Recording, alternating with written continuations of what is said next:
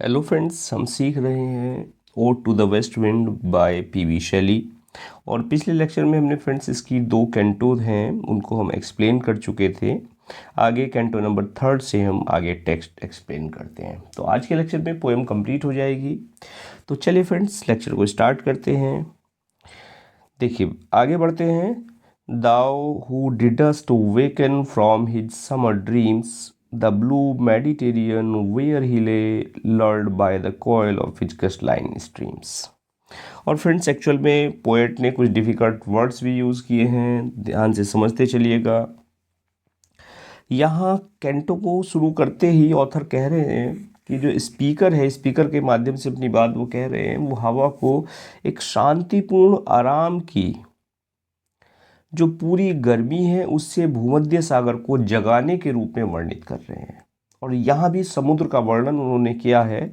और देखिए क्या कहते हैं, दाओ कि तुम हु डिडस्ट वेकन फ्रॉम, जो जाग गई हो, कहाँ से? फ्रॉम हिज समर ड्रीम्स, अपने समर ड्रीम से, यानी गर्मी में जो सपना देखा उससे तुम जाग गई हो। और कहाँ पर? जब ब्लू मेडिटेरियन में, यानी भूमध्य सागर में।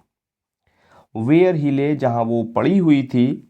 Lord by the coil of it crystalline stream, और लर्ड बाय, जिसको लोरी गाकर सुला दिया गया था, by the coil of it crystalline streams, इस उसकी जो क्रिस्टलाइन स्ट्रीम्स हैं, क्रिस्टलाइन कहते हैं वेरी क्लियर, और स्ट्रीम्स कहते हैं जलधारा।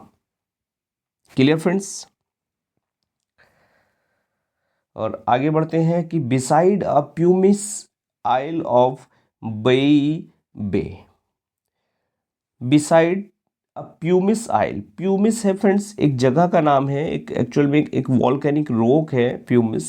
वॉल्केनिक रॉक के वॉल्केनिक रॉक के लिए ऑथर ने प्यूमिस यूज़ किया है।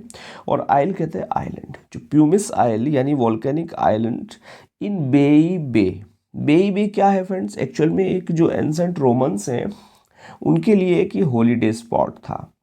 और ये एक जगह है जो एक कैंपेनिया कोस्ट है।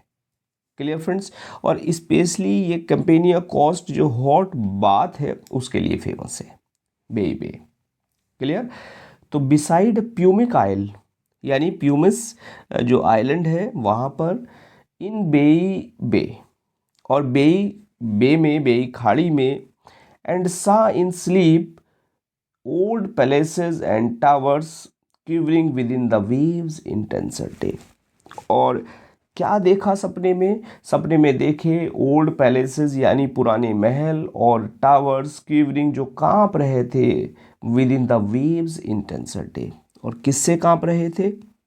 गहन दिन की याद में जो कपकपी कर रहे थे।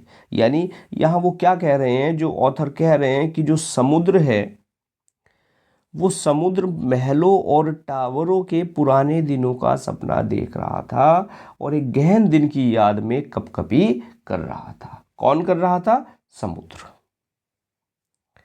All overgrown with azure moss and flowers, और सब ओवरग्रोन हो गए, सब उग गए। और क्या उग गए? Azure moss. अज्यूर कहते हैं फ्रेंड्स जो ब्राइट ब्लू कलर होता है उसके लिए हम अज्यूर वर्ड यूज़ करते हैं, अज्यूर मॉस। और मॉस यहाँ यूज़ हुआ है, moss and flowers, moss use हुआ है जो काई होती है, यानी समुद्र के अंदर जो काई होती है उसके लिए, काई और फूल। क्लियर? और वो कैसे? सब कुछ नीले और काई और फूलों के साथ उग आया था, ये कहना चाह रहे हैं। सो स्वीट, इतना मधुर, the sense faints picturing them, और जो सेंस फेड्स पिक्चरिंग देम, यानी वो धीमे रूप में चित्रित होता हुआ, धीमे रूप में निकलता हुआ। The for whose path the Atlantic level powers. और यहाँ वो कह रहे हैं क्या?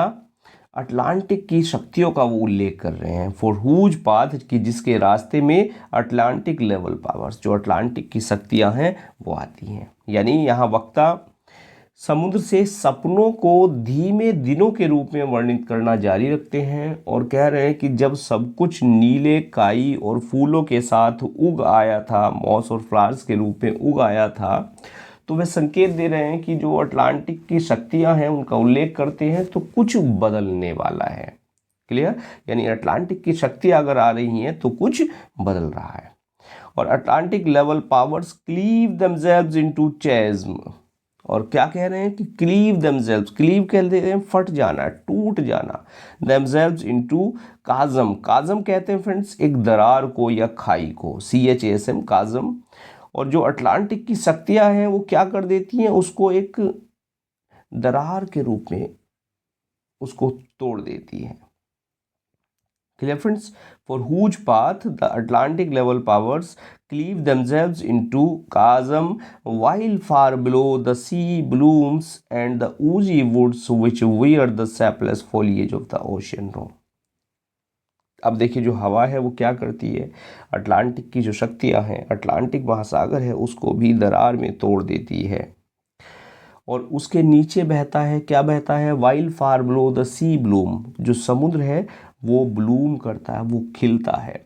एंड द ऊजी वुड्स, ऊजी कहते हैं कीचड़ से सनी हुई, वेट, मडी। जो यहाँ पर देखिए ऊजी वुड्स, वुड्स कहते हैं जंगल को, और यहाँ जो कीचड़ का जंगल, यानी ऑथर जो वर्ड यूज़ कर रहे हैं ओजी वुड्स, वो यूज़ कर रहे हैं मरीन प्लांट्स के लिए। जो समुद्र के अंदर जो पेड़ पौधे होते हैं, छोटे पौधे होते हैं, उनके लिए वो ओजी वुड्स यूज़ कर रहे हैं। Oozy woods which wear the sapless foliage of the ocean, जो पहनता है, क्या पहनता है, द सैपलेस फोलिएज। सैपलेस कहते हैं फ्रेंड्स वीक या ड्राई के लिए आता है, फोलिएज कहते हैं पत्ते ऑफ द ओशियन, समुद्र के। क्लियर? यानी देखिए क्या कह रहे हैं, पहले तो वो यहाँ समुद्र हवा की जो शक्ति है, शक्ति के प्रति जो समुद्र की प्रतिक्रिया है वो बता रहे हैं। बात क्लियर है?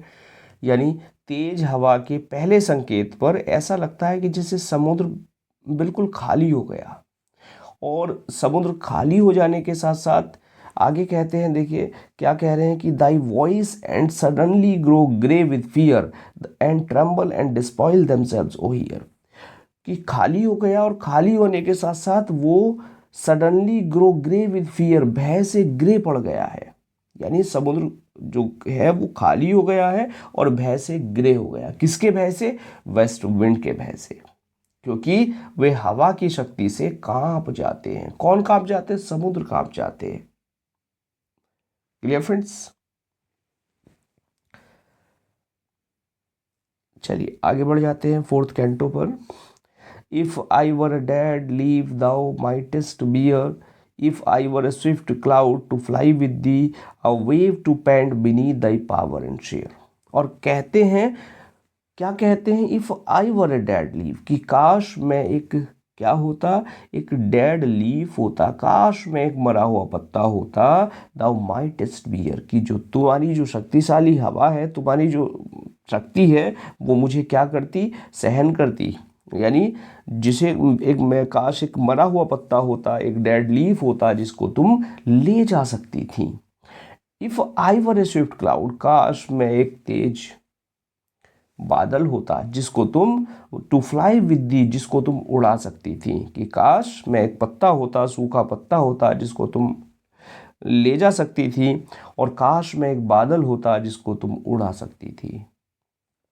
A wave to pant beneath thy power and share, a wave, एक लहर, to pant beneath thy power, तुम्हारी शक्ति पर एक लहर बनना कैसा होगा।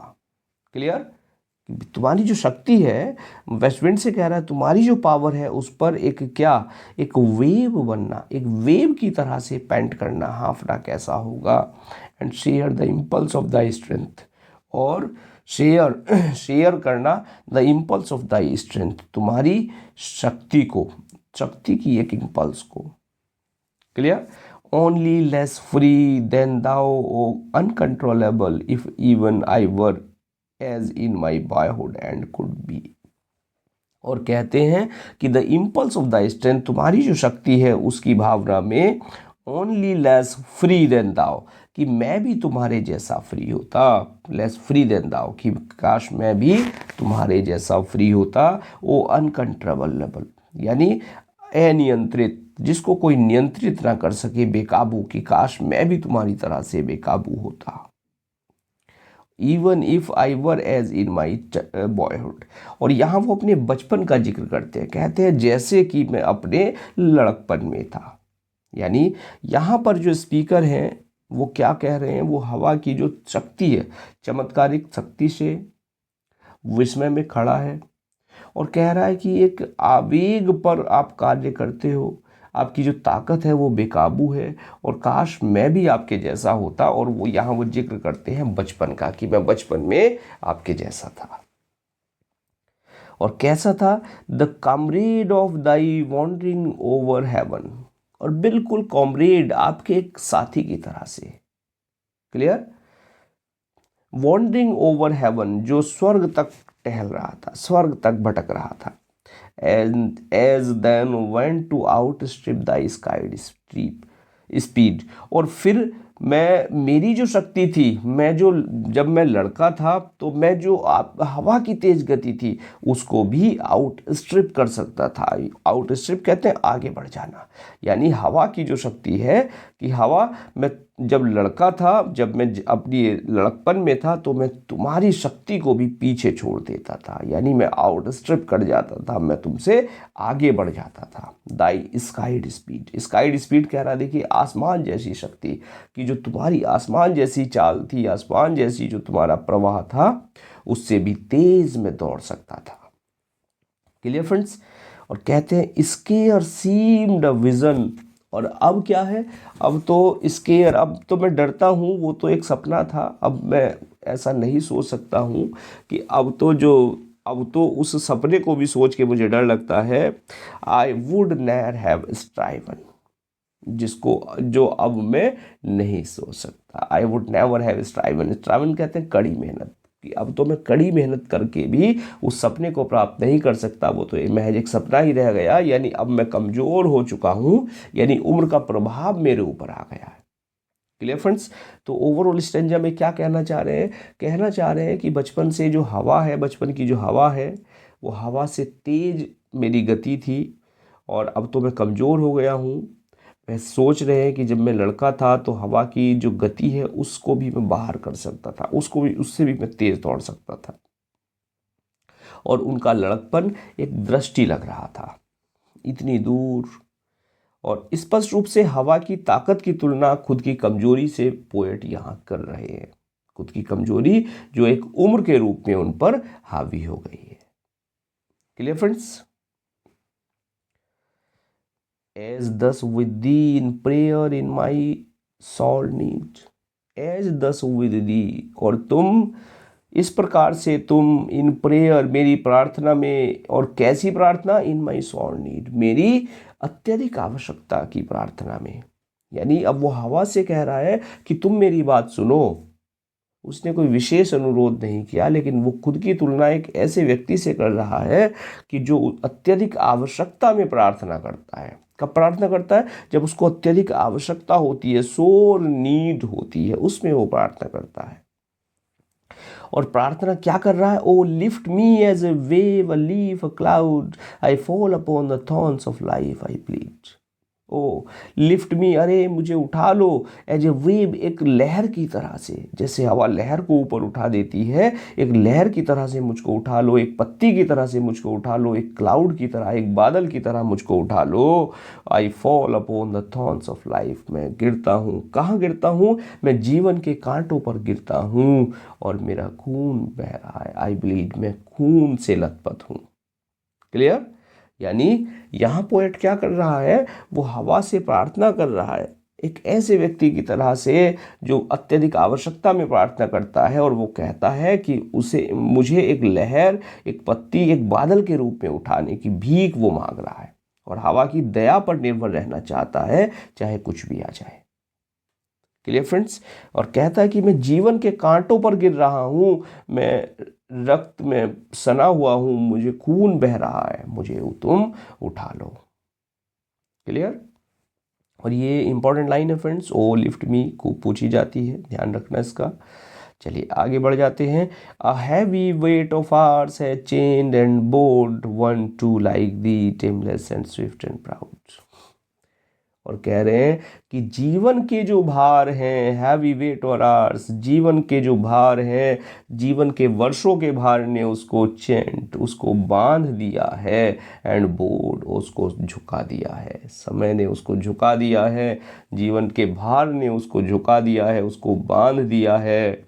भले ही वो एक बार कैसा था, वन टू लाइक दी, कि भले ही मैं एक बार तेरी तरह था, टेमलेस, बिल्कुल निर्बाध, जिसको कोई कंट्रोल ना कर सके, जिसको कोई पाल ना सके, एंड स्विफ्ट, और तेज, एंड प्राउड, और गर्व से भरा हुआ। कि कह रहे हैं, ऑथर कह रहे हैं कि उसके जीवन के सभी वर्षों ने, जीवन के भार ने उसको झुका दिया है, उसको चैंड कर दिया है, उसको बांध दिया है, और भले ही मैं कभी एक बार तेरी तरह था, हवा की तरह था, निर्बाध, तेज और गर्व से भरा हुआ। Clear friends, I hope enjoy कर रहे होंगे पोएम को। देखिए थोड़ा मुझे लगता है पोएम टफ है, थोड़ी डिफ़िकल्ट महसूस हो रही होगी आपको, और फिर वो इंटरेस्टिंग भी नहीं शायद है, नहीं लग रही है मुझे। तो चलिए, कैसी लग रही है, समझ आ रही है कि नहीं आ रही है, कमेंट करके ज़रूर मुझे बता दें। और अगर एक बार समझ में नहीं आई तो इसको दोबारा आप देख सकते हैं।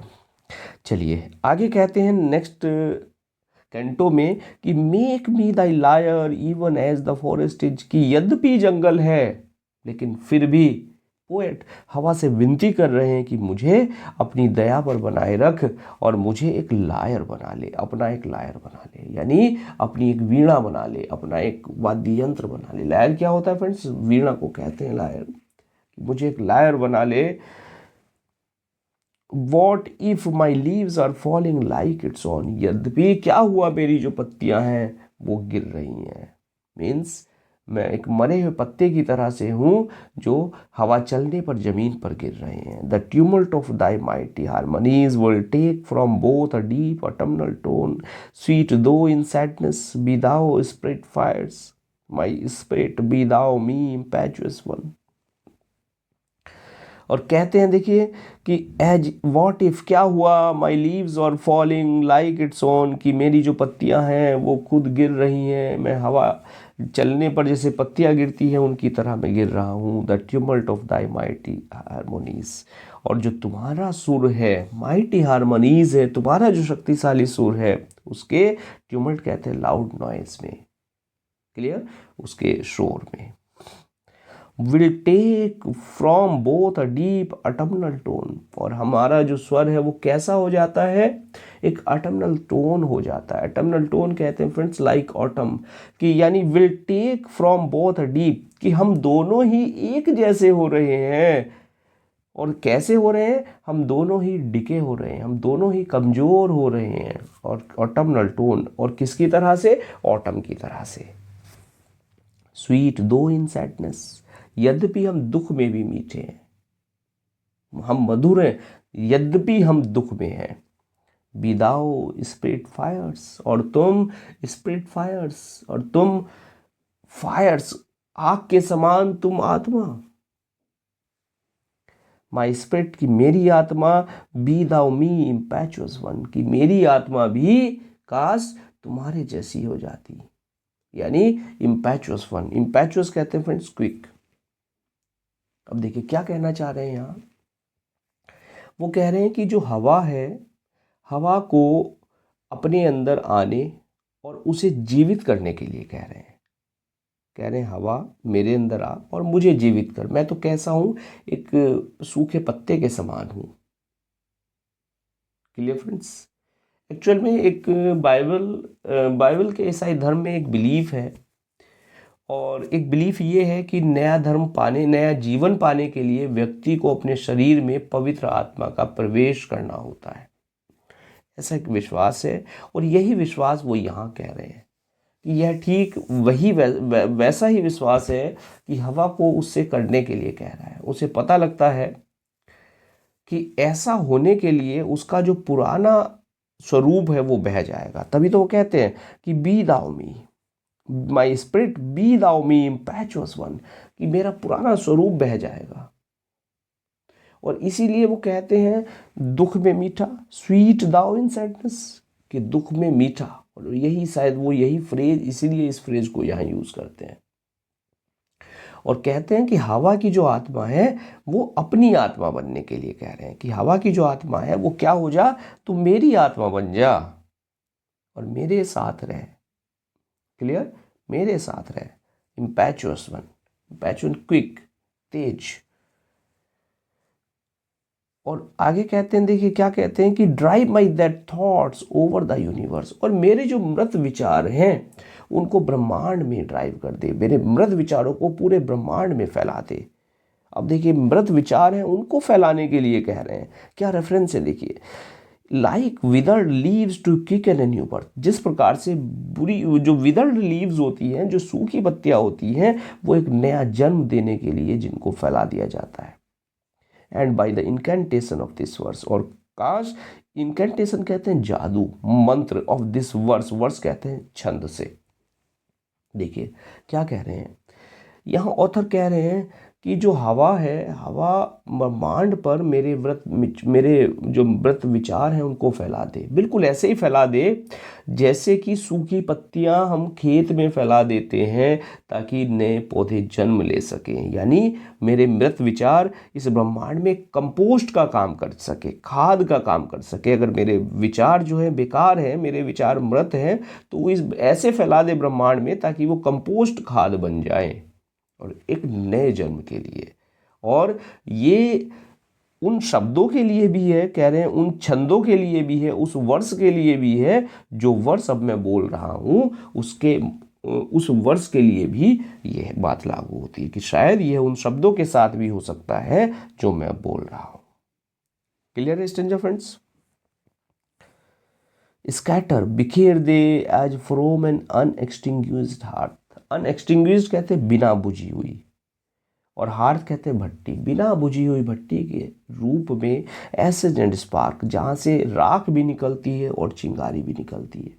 यानी वक्ता हवा से अपने विचारों को राख और चिंगारी के रूप में बिखेरने के लिए कह रहे हैं, ताकि माई वर्ड्स अमंग मैनकाइंड, मेरे जो शब्द हैं वो एक मानव जाति के अंदर, मानव जाति के बीच, be through my lips to unawakened earth, और मेरे लिप्स के माध्यम से जाकर अनअवेकन्ड अर्थ यानी इस सोई हुई धरती को जगा सके। यानी कह रहे हैं कि मेरे जो विचार हैं उनको ऐसे बिखेर दे, एक राख और चिंगारी के रूप में बिखेर दे, ताकि मेरे विचार इस सोई हुई जो मानव जाति है, इस सोई हुई जो धरती है, इसको जगा सके।